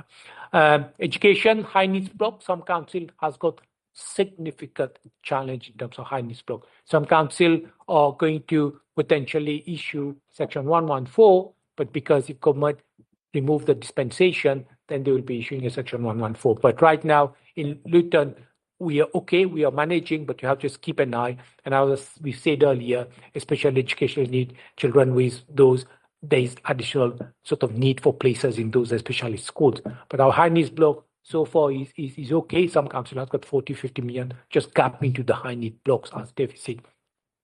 Savings still, the council will be still looking at delivering savings. So 10 million, 11 million help to balance the budget. And there's always housing pressures. And we talk about earlier about homelessness. but temporary accommodation, supported exam. So housing is a big area where housing cut across, and the council is investing quite significant amount in those areas to make sure everybody has got sort of a place to live. Now, in terms of where do we go from here, Chair? So 12th of January, that was presented at executive. Now it's coming to FRG. There's still a consultation, not a consultation, a budget engagement going on, and all the feedback from that engagement will fed into the second report. So 9th of February is coming back to the second executive with any changes, alignment. I don't expect they'll be significant, but if there's anything, we'll highlight those. And then it's coming back, Chair, on the 23rd of February, approval of full council. Yeah, and I think the executive approved the tax base. The tax base is what we use to set the council tax. And here you've got the Bandi, which is part of this report. Quite happy to take any questions, Chair. Councillor Chief. Thank you, Chair. Dev, thank you for the report. I just want to refer you to the general fund, which is ballooned to 727 million estimated. My concern is that our track record on big major infrastructure projects has not been good. We've made losses, gone over budget a number of times. For example, the DART, the busway. Although obviously we welcome big capital projects, how are we going to make sure that that borrowing or that 723 million does not go significantly more? Because I can see it going out of hand quite easily. That's a good question. Yeah, there has been challenges. Yeah, DOT was a challenge, but and on top of that, when DOT hit, it was during COVID, so all costs and everything went up. But DOT was a challenge. There's some major projects. You're right. There's a major project they stage. So monthly or 6 weekly we meet, Darren, and that project board, and I'm part of that board. Darren is part of that board.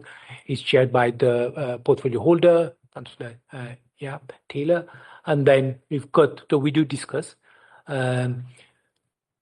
727 million, yeah, it's quite a lot of borrowing, but if you take out the borrowing for the airport, 507 million, then it's like a unitary is £250 million. Yeah, so we have to make sure whenever we take any report for approval, we have a robust business case.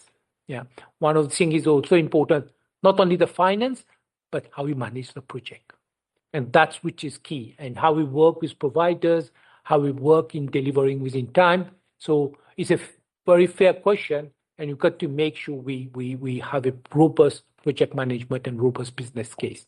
Yeah. Come back on that, Chair. Yeah, sorry, go ahead. Yeah, so I mean, I understand that, but obviously for us, going back to residents, we're increasing council tax by nearly 5%. Housing is going up by 4.8%, as we just discussed earlier on. Our debt is increasing significantly. It's just going to be a tough sell to the residents that, you know, things are going out of control a little bit. You know, we've got above inflation rises and record debt payment as well. I mean, the gross interest payments alone, £21.8 million. It's a lot of money, Dev. Yeah, so when you look at the debt as is, the 507 million of debt which goes to Luton Rising, we get 41 million interest back. So the 41 million covers twice the 21 million. Yeah.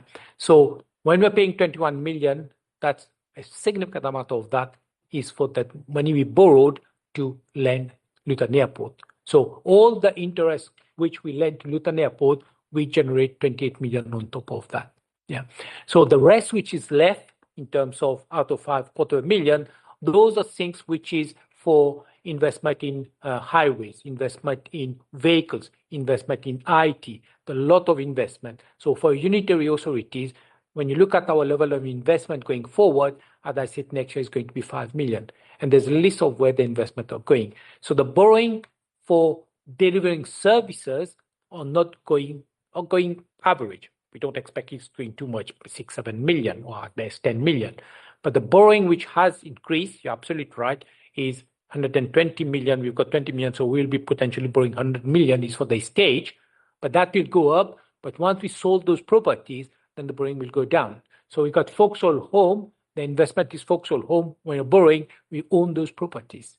Yeah. So there's an asset to support the level of borrowing. And if you take just that, is nearly 1.5 billion. So your question is, are the council taxpayers for those interest you're paying? No, because that the council is lending they're lending the airport, and the airport is paying us back with additional 28 million on top. So if you're borrowing and paying interest on the stage, those interests are capitalized as part of the project. And when we sell those properties, we get the interest back as well. So Foxhole Home, the same thing we are going to, but when we sell those properties. So the bit of the loan where we don't get interest is service related. So if let's say we are buying 10 vehicles, how much we are going to invest in vehicles? A program of 7-8 million? It's usually 12 million. 12 million, yeah. So that interest, because we are providing the service in terms of waste and collection, that interest is already part of the council tax. So that will be covered by council tax. And IT, the same thing. But the big borrowing, which is investment in the stage, in Foxhole Home and Luton, we recover the interest and recover slightly more like a risk premium.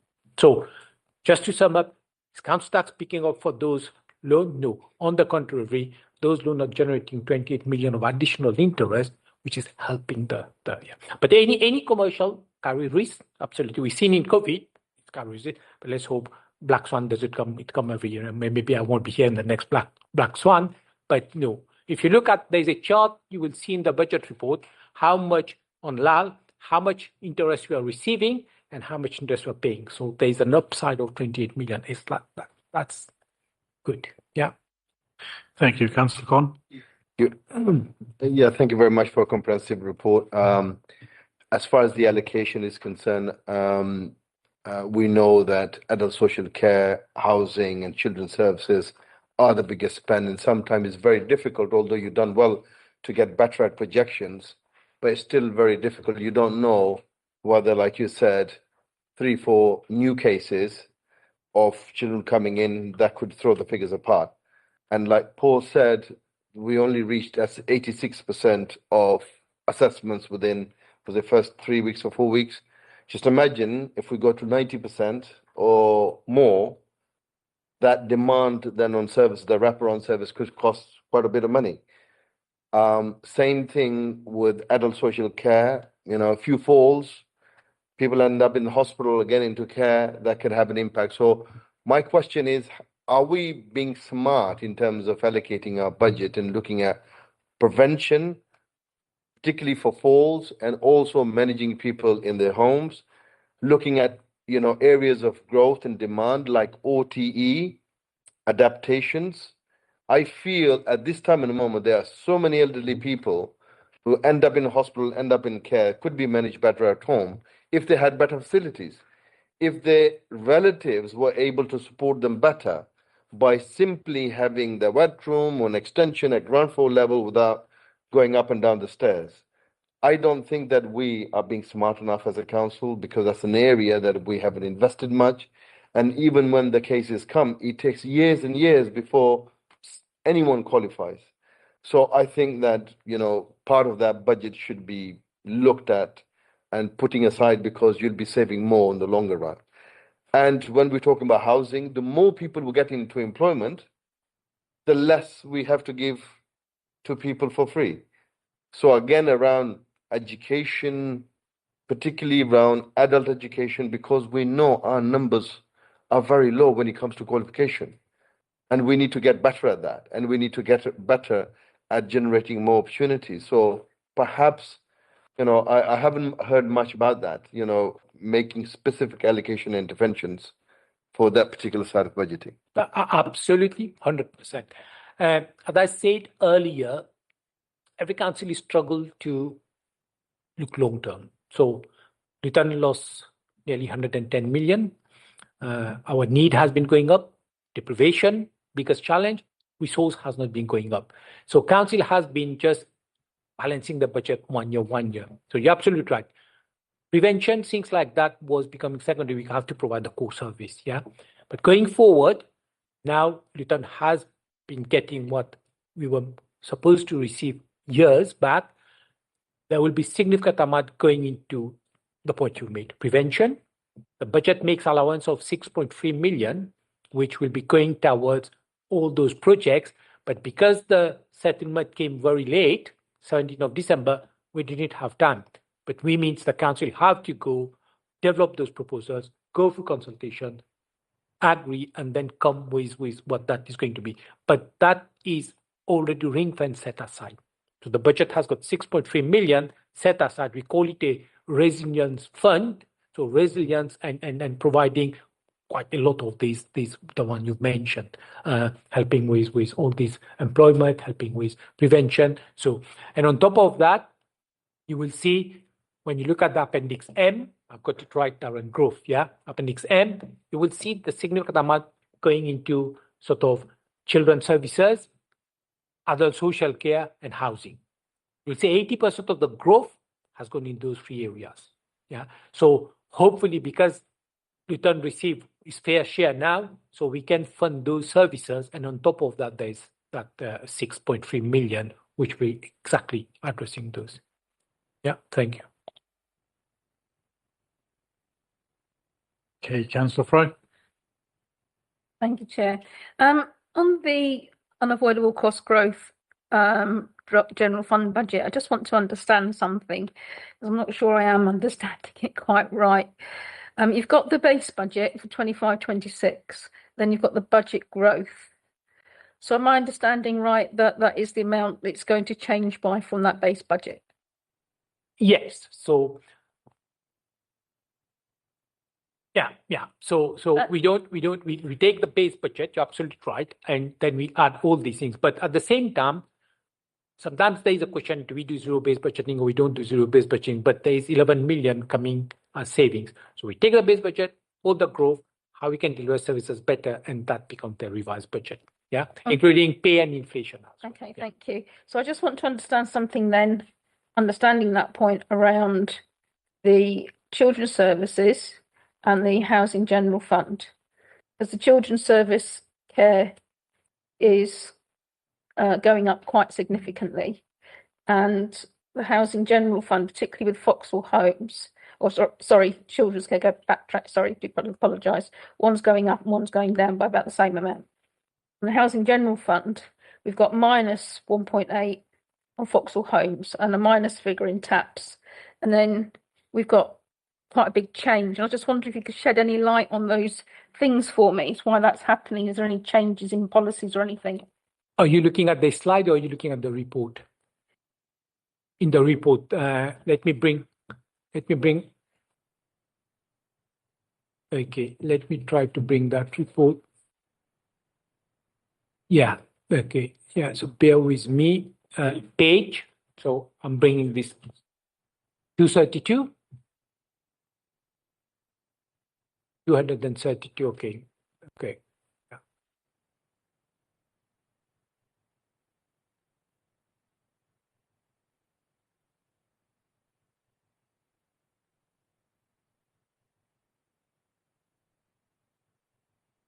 Okay, so in terms of, you will see the figure, just to look at, when you say wholly owned companies negative is the current budget. So because of they're generating more income than cost, but the growth is in the next column is £1 million. Yeah. Yeah. So the 1 million is additional. So this is the money which we are setting aside because, let me just move this one is here. Because there will be an investment in Foxhall Home in the region of 15 million. So the 1 million is represent the debt servicing, and what you call MRP is basically amount set aside for capital repayment. Yeah. So that million additional is going there. TAPS 4 million, and that represent, because I think we're reaching, I will check those figures, maybe 60-70 million of investment in temporary accommodation over the years. So that is the interest and MRP to service those debt. As I said, 10 million of borrowing roughly costs £1 million. So this is roughly 40 million of investment. We bought quite two major, one 12 million and one, I think 16 million in terms of properties. So just buying to reduce that BNB. So those reflect. In terms of home care, so you will see adult social, the children's services, there is around 7.2. To be honest, that's a small typo here. It should be 6.2. We'll be correcting that. But that 6.2 mainly is, I have been presenting the children report forecast. There was a forecast of overspend in the budget of in the region of 6 million. And you will see on the savings, Children's Services has got a target to deliver savings of £1 million in 26-27 and 2 million in 27-28. But at the same time, we have to make sure the starting budget is robust. So realigning that budget, taking into account there is 6 million overspend, so that's the 6 million which is going there. Adult social care, there you will see, I think adult social care in the previous one. Yeah, so adult social care as well has got significant sort of investment going in adult social care. I'm just trying to bring this up. Struggle with this one sometimes. Yeah, so there's a detailed list of all the, here you see. So here you will see on top, sorry, my apologies, is a bit small. Let me try to make it a bit bigger. Yeah. So the one on the top, it's to do with inflation and pay. Yeah. And then after that, you'll see all these investment on the next line is going in adult social care. So you will see demographic demand. So 348, 458, 889, a million. So there's significant amount of adult social care. So the point I was making, Chair, is if you had most of these, 80% is going on demand led. And if 8 million is going demand led, it's just 25% fluctuation. We're talking 2-3 million give and take. And as Councillor Khan mentioned, one child can cost 500. Yeah. So there is proof there, but we just have to manage that, because the more we put in the budget, as I said, I always look at sustainability. So the 3 years is one of the things which is in terms of fair funding review, because of deprivation and need and our low tax base, we've got additional resources. The aim of the council in the 2040 is to take people out of poverty. So when we are going to, as a council, work towards that aim, then the need and the deprivation should start to come down. So the next fair funding review will say other councils are relatively more deprived and more need, so resources will move because the pot is that much. So next we will say, Luton, there's other areas more deprived, so the settlement we got, money will start to move. So we just have to make sure we invest in prevention to make sure these 3 years we transform the council so at next settlement, if there's any reduction in funding, that we are as a council, as we register to a better place to address those challenges. Yeah. Have I answered all your questions, Councillor? Yeah, thank you. Thank you. Any other questions or comments? Okay, we'll move over to recommendations. The recommendation is for the Finance Review Group is recommended to consider the draft budget and capital program 26-27 report and make alternative recommendations for consideration to the executive at their meeting on the 9th of February. Are we all happy with the recommendations? Okay, thank you. That concludes this agenda item. We now move over to agenda item 13, which is a draft Treasury Management Strategy.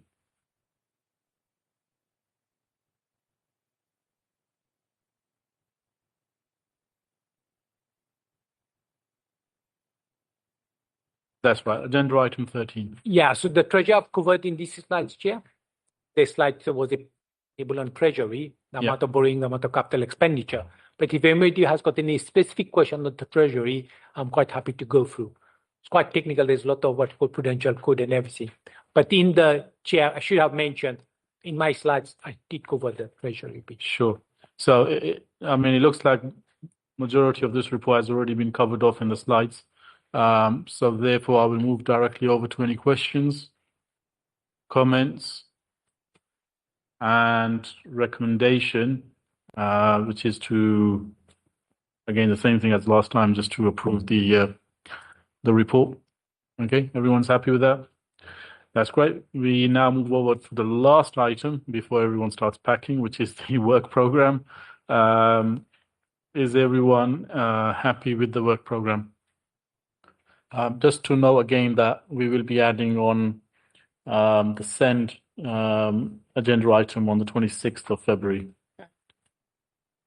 Chair, if I may, we could add the full report perhaps to the first meeting in September in the autumn. Not sure when that will be, but we can put it on the work programme. Yeah, so the full report from Paul would then come in somewhere late September